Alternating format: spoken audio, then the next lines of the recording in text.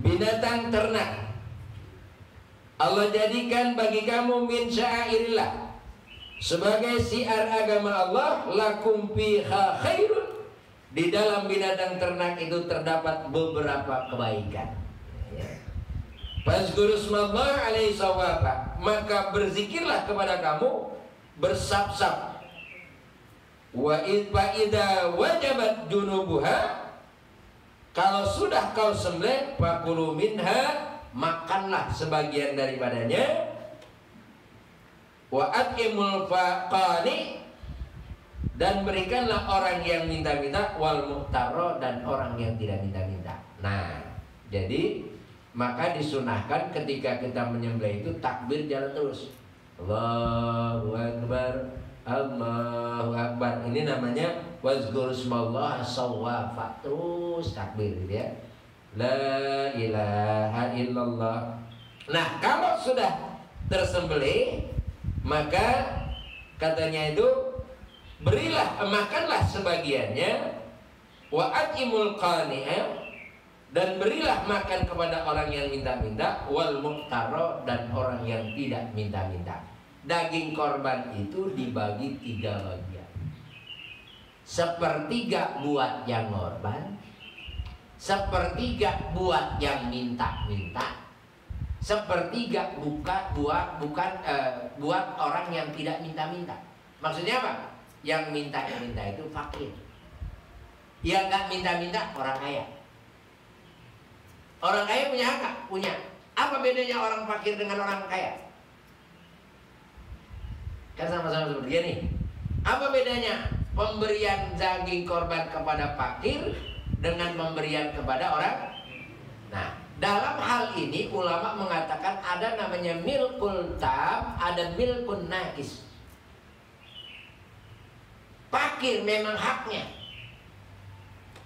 karena dia haknya, maka dia boleh makan, boleh jual, karena hak dia. Jadi orang fakir nih dapat daging korban, dia jual lagi, boleh. Tapi kalau orang kaya, dia milkun nakis, kepemilikannya berkurang. Dia hanya boleh buat makan, nggak boleh buat dijual. Itu bedanya tuh, ya. Jadi kalau bedanya antara orang yang minta-minta dengan yang tidak minta-minta. Kenapa? Karena yang minta-minta itu dianggap milkut tam, milik sempurna. Kayak apa sih? Kayak kita punya kontrakan. Yang punya kontrakan itu apa? Katakanlah saya ini punya kontrakan. Ini kontrakan siapa? Sekarang ada yang kontrak. Yang manfaatin siapa? Saya punya rumah, tapi saya manfaatin nggak? Agak. Ya. Nah, terus yang manfaatin karena dia kontrak, dia manfaatin, punya dia bukan? Itu namanya milkun nakis, haknya berkurang. Kita pakai sendiri, kita manfaat sendiri, itu namanya milkut tam, milik yang sempurna. Makanya ada milkut tam, ada milkun nakis. Orang kontrak dia milkun nakis, yang punya kontrakan milkun nakis, bukan milkut tam.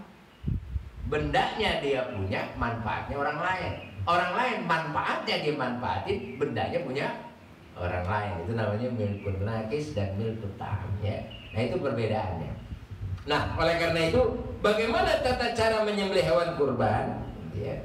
Karena ini weda junubuha, kalau sudah terbang. Nah, oleh karena itu, sebentar, dari pembagian dulu ya, sebelum kita pemotongan. Ini kasih kalian. Karena memang pengorban itu berhak sepertiga, ya kan? Maka boleh nggak si pengorban itu minta pahanya? Boleh. Cuman atuh, jangan minta 2, lebih. Nah, sepertiga. Boleh nggak dia minta? Boleh. Nah, oleh karena itu, karena dia punya hak, hati-hati di panitia. Bisa jadi ketika orang korban itu rame-rame di panitia, kambingnya itu banyak. Giliran motong, pahanya kan beda-beda.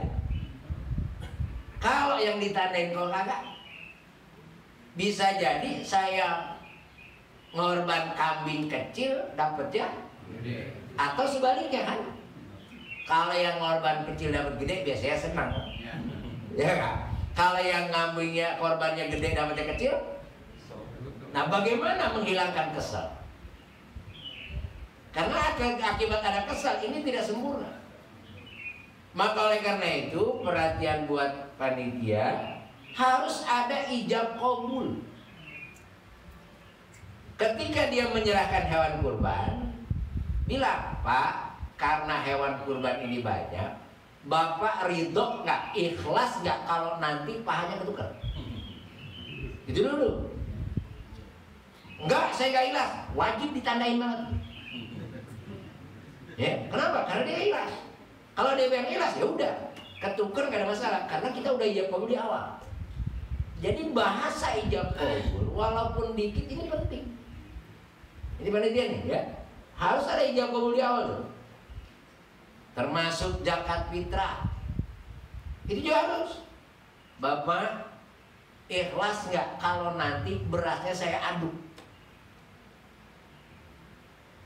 Karena kan mungkin dia kan beras ini, kan mestinya sama ke sono. 3,5 liter ke sono, 3 liter ke sono. Mungkin nggak di panitia gitu? Diaduk nggak? Maka oleh karena itu ijab qabul penting. Pak, beras fitrahnya saya terima. Nanti apabila tercampur Bapak ikhlas, Bapak ridho.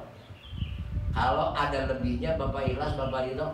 Itu ijab qabul kalau bermazhab Syafi'i wajib. Kenapa? Mungkin aja kan ada yang karena 3,5 liter dia beli yang 5 liter atau 5 kilo kan? Lebihnya tuh, lebihnya kemana tuh? Ijab qabul. Pak, ikhlas, selebihnya saya sedekahkan. Ya, maka yang hal-hal semacam ini perlu juga kita perhatiin ya. Karena apa? Ntar jadi omongan orang, kambing gua gede-gede, dapatnya paha kecil gitu. Nah ini kan jadi omongan gitu kan. Makanya perlu dengan ijab qabul itu. Nah, kemudian ketika kita menyembelih hewan kurban itu, apa syaratnya? Yang jelas ada sunnahnya. Sunnahnya apa? Tentunya satu, menyebut nama Allah. Kalau dalam ayat Quran, apabila menyembelih binatang tidak menyebut selain nama Allah, menyebut selain nama, maka dia bangkai. Jadi maksudnya apa? Dulu kalau orang notok pakai nama Tuhan, Bismillata, Bismil Uzza. Nah, kalau begitu tuh, nah, bagaimana kalau dia motong nggak pakai Bismillah, langsungnya potong? Bangkai bukan? Bangkai bukan? Bukan. Dia nggak pakai ngomong apa-apa kok. Yang nggak boleh nyebut selain nama Allah. Abdolnya baca Bismillah. Kalau nggak baca sah. Ya, yang nggak boleh pakai nama selain Allah. Nah, tetapi ketika menyembelih hewan, awas, hanya menyebut sampai Bismillah. Tidak boleh Ar-Rahman Ar-Rahim. Ini memotong kambing pakai Ar-Rahman, ya keliru. Dengan Allah yang maha pengasih lagi maha penyayang, tapi lu potong. Lu bilang pengasih penyayang, tapi lu potong. Maka cukup dengan Bismillah, Allahu Akbar, Allahu Akbar. Yang kedua, jangan menyakiti hewan. Jangan menyakiti hewan itu banyak. Satu, pisaunya tajam. Dua, apa namanya? Awas, hewan itu punya perasaan. Ya kalau kita usir pergi nggak? Ya kan? Kalau kita gurah lari nggak? Lari. Berarti itu hewan punya perasaan. Maka ketika Anda menyembelih hewan, jangan sampai kelihatan dengan teman yang lain. Ini dia punya perasaan. Ya, jangan sampai dia ngelihat darah. karena dia punya perasaan. Makanya orang tua dulu teliti. Kalau mau ngorban kambingnya dipakein kain putih. Maksudnya apa? Setiap lu potong tekep matanya dengan kain yang bersih, bukan kain bau. Udah kena darah ditekep makin dapat kampungan dia ya. Jangan. Dulu orang dulu apik tuh. Diselimutin. Kenapa? Ini siapin kalau giliran lu motong, lu tekep matanya. Dia nggak ngelihat ke sono, nggak ngelihat darah, karena dia punya perasaan.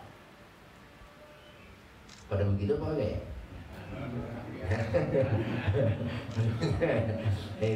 Ini kadang-kadang kita nggak kurang teliti. Nah, baik. Ustaz, bagaimana kalau kita motong ternyata pisaunya mental? Kita potong 2 kali. Sah nggak? Sah nggak? Sah. Sama juga ketika kita motong pisaunya tumpul, ganti pisau. Boleh, kenapa? Kita jangan sampai nyakitin. Lo mentang-mentang sekali tuh bisa tumbuk begini, makin sakit tuh kebon. Ganti, yang tajam. Begitu kita lagi potong, pisaunya jatuh, ambil lagi, potong lagi. Jangan sampai nyakitin, maksudnya tadi. Bagaimana kalau pisaunya tumpul? Ya enggak? Kita terusin karena nggak boleh 2 kali, udah terusin. Bukan makin enak, lu makin sakit juga deh. Ganti, pisaunya nggak apa-apa. Jadi menuker itu juga tidak apa-apa. Yang penting bukan nyakiti, ya. Nah inilah. Nah termasuknya jangan. Apa yang jangan nyakitin? Kalau masih punya nyawa, dia masih punya perasaan. Maka oleh karena itu ulama mengatakan haram hukumnya memotong bagian yang dia masih ada nyawanya. Oh ya, kebo lagi dilebak-lebak, kaki jadi penggal. Padahal masih ngelanjut nanti ya. Itu termasuk nyakitin tuh ya. Itu nggak boleh nyakitin ya. Ini juga termasuk menyakiti hewan kurban. Nah, itu diantaranya. Oleh karena itu sekalian, bagaimana hukum hewan? Nah, korban itu ada dalamnya nazar. Apa bedanya korban nazar dengan korban yang sunnah? Kalau korban nazar itu wajib. Karena wajib yang nazar nggak boleh makan. Yang bagaimana sih nazar wajib? Korban nazar kalau diniatkan digantungkan kepada sesuatu. Ini lagi zaman ujian anak SMA ya. Dia ngomong gini, andai kata anak saya lulus ujian SMA, saya mau korban, wajib tuh. Itu nazar namanya ya. Ketika anaknya lulus, wajib dia nazar. Atau begini dah, kita daftar pegawai negeri, iya kan? Kalau gua lulus pegawai negeri atau objekan gua gol, gitu ya. Kalau objekan gol, gua mau korban di tahun ini. Gol. Dia ngorban. Nah itu termasuk korban nazar. Maka ini tidak boleh makan. Karena itu hukumnya sudah wajib. Jadi korban nazar. Nah bagaimana kalau yang namanya orang tuanya udah meninggal? Boleh nggak dikorbanin? Buat orang tuanya, ada ulama mengatakan wajib kalau ada ucapan. Umpamanya tahun depan gue pengen ngorban, belum nyampe udah meninggal, maka ahli waris wajib mengorbankan karena udah ada ucapan. Oh nggak kedengeran, bapak saya itu mau ngorban kagak. Nah, maka oleh karena itu boleh ya, saya nazar nih atau enggak, saya korban atas nama orang tua saya ya. Bagian saya seberapa? Enggak, ini kan yang korban orang tua, bukan saya ini. Hati-hati nih ya. Ini pelan-pelan nih ya. Saya korban cuman atas nama orang tua. Saya korban nih ke kambing atas nama orang tua saya. Hak saya seberapa? Sepertiga? Bukan, ini kan atas nama orang tua. Kita enggak ada berhak sepertiga. Ini sama dengan bagian lain. Ya kalau sebungkus ya sebungkus. Enggak, yang dapat sepertiga itu ya bapaknya sebenarnya kalau masih hidup gitu loh. Ya kan? Kita menyerahin. Ini jangan hati-hati ya. Dia niatnya korban buat orang tua, mintanya paha. Ini rampung. Awas, kecuali dikorbankan sama dirinya sendiri, baru sepertiga. Kalau dia atas nama orang lain nggak sepertiga, karena dia sudah sodakokan itu buat orang lain. Maka hak dia sama dengan hak orang lain. Ya, hati-hati Pak, jangan gara-gara dikit, ya nggak. Kambing yang harganya 3 juta kita buat, gara-gara paha yang 500.000 hilang tuh pahala, jangan ini ya. Ya, itu namanya haknya. Nah, sekalian itu diantaranya sekaitan dengan kurban. Mungkin ada yang bertanya? Ya. Yang tidak disebut nama Allah tapi nggak disebut apa-apa halal. Halal. Ya, karena ayatnya itu selain menyebut nama Allah. Ya, makanya afdolnya menyebut nama Allah. Maka kayak gini dah. Emang Bapak yakin tuh beli ayam di pasar motongnya pakai bismillah? Maka ulama mengatakan apabila menyebut selain nama Allah, menyebutnya selain, kalau nggak nyebut Allah, begitu ya. Nah, cuman afdolnya adalah dengan menyebut nama Allah. Jadi ada bahasa afdol. Nah, bagaimana kulit binatang? Boleh nggak dijual? Apa? Hewan kurban, boleh nggak dijual? Yang tidak boleh, aduh tadi hadisnya itu saya lupa di I'anat Thalibin. Tidak boleh menjual orang yang korban kulit, bulu, dan dagingnya. Siapa yang korban? Saya korban kambing, kulitnya saya jual. Maka itu menjadi tidak sah, haram. Siapa? Karena saya yang jual. Saya nggak jual, bukan panitia. Panitia tanya, panitia waktu motong sendiri apa? Pakai tukang potong. Pakai biaya nggak? Pakai. Duitnya dari mana? Jual kulit. Berarti seolah-olah saya nyuruh panitia jual kulit buat ongkos. Sama itu, nggak saya juga. Mam. Jadi yang sah gimana? Datangnya nyerahin kambing plus ongkos potong, berarti sudah sodako semua. Kulitnya terserah panitia, boleh sodakoin. Panitia mau jual kek, ya enggak? Mau dibagi-bagi itu terserah, haknya panitia, nggak masalah. Bagaimana panitia juga tukang pengorban juga? Saya panitia, saya korban. Nah, giliran panitia saya jual kulit. Kenapa tuh? Ngejual kulit nggak saya? Jual kulit nggak? Jual kalau saya tidak memberikan ongkos potong. Gue panitia, nggak usah pakai ongkos potong ya. Yaudah, panitia. Akhirnya tuh kulit buat ongkos saya sama. Jadi walaupun panitia ya punya haknya untuk menggunakan uang potong. Ini jangan sampai hal-hal kecil ya. Hal-hal kecil ini membuat ibadah kita semakin miris ya. Baik, mungkin ada pertanyaan lain? Ya, silakan. Kalau kita masih punya hutang bisa berkorban? Kalau masih punya hutang, boleh nggak berkorban? Boleh, orang sodako. Kalau zakat dari atas ke bawah. Kalau sodako bebas, atas bawah boleh, bawah atas boleh. Kalau yang namanya zakat kan wajib dari orang kaya kepada orang, itu zakat. Kalau sodako bebas. Bos saya nggak punya perusahaan banyak, giliran lebaran saya kasih parcel, boleh nggak? Itu sodako dari bawah ke atas, padahal mampuan bos dari saya. Itu namanya sodako ya. Jadi bagaimana kalau saya masih punya hutang, saya korban? Boleh sah, nggak ada masalah. Yang jelas kita ada niatan utang mau dibayar, gitu ya. Nah ini kredit rumah kan utang. Iya, silakan boleh aja. Yang nggak boleh itu bukan gini, kita memang kepepet, semuanya maksain diri, yang nggak boleh memaksakan diri ya. Kalau yang namanya sodako mutang silakan aja boleh. Oke, itu lagi. Yang nyembelih ahli kitab. Nah, Kristen, Yahudi. ya, bagaimana yang menyembelih ahli kitab? Kalau ahli kitab sekarang kayaknya nggak ada dah, ya. Ditangkap nggak ada lah ahli kitab.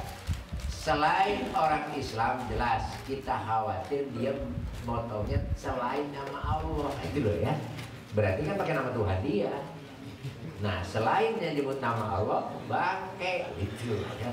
Jadi jelas selain orang Islam maka dianggap bangke, kemungkinan besar potongnya tanpa nama Allah tapi nama Tuhan ya, itu bangke itu. Ya. Baik, ya. Punya kurban ke yayasan panting. Tadi kan Ustaz jelaskan 3 bagian. Sedangkan kalau ke panting biasanya kita tarik praktisnya aja, serahkan semuanya. Gimana ini Ustaz? Yang lebih afdol malah kita nggak manggil. Yang lebih afdol kita serahin semua walaupun itu korban sunnah, ya kan? Punya hak, kita kasih semua, nggak ada masalah. Sama juga begini, setiap anak berhak mendapat warisan, betul? Setiap anak berhak mendapat Warisan. kalau punya, kan? Kalau nggak punya, nah itu sama dengan sekarang nih, COVID. Hakul mayyiti alal hayyi arba'atun. Hak mayit terhadap orang yang hidup ada 4. Artinya kewajiban yang hidup terhadap 1 diantaranya mandiin. Itu hak tuh, haknya mayit. Diantaranya, lah sekarang kan COVID. Siapa yang mau mandi? Kagak ada yang berani kan gitu kan? Takut terkena. Nah ini berarti sama juga bapak nggak punya duit, nah ngasih warisan apa? Orang nggak ada. Paham ya? Jadi kan anak berhak mendapat warisan kalau ada, kalau nggak ada. Nah, tadi kewajiban kita mandiin. Kalau bisa, kalau nggak bisa ya udah. Ya, udah model sekarang apa? Katanya husnuzon aja terhadap rumah sakit. Dia mau mandiin apa enggak urusan dia. Kalau dia bilang dari mandi udah. Oh ditayamumin. Iya, tayamum juga itu harus kena muka dan seluruh tangan. Berani nggak dia ngusap mukanya? Berani nggak gosok-gosok tangan? Kenapa? Sebab yang namanya corona itu hidup di hidung. Apa itu hidung? Zat cair yang mengandung lendir. Di mana ada zat cair mengandung lendir, disitulah dia bisa berkembang biak. Maka itulah kita pakai masker. Kenapa? Kalau kita bangkis nggak kemana-mana. Dia adanya di hidung, di mata, di mulut. Nah kalau di tempat basah dia bisa berkembang biak. Kalau di luar tempat kering begini nih, hidupnya hanya sekedar 3-4 jam. Sebab apa? Sebab virus itu seperti benalu tadi? Parasit. Parasit itu, benalu itu bisa bisa hidup kalau di tumpangan. Dia nggak bisa hidup sendiri dia. Di tembok hidup nggak parasit? Hasilan? Bon paya? Ada.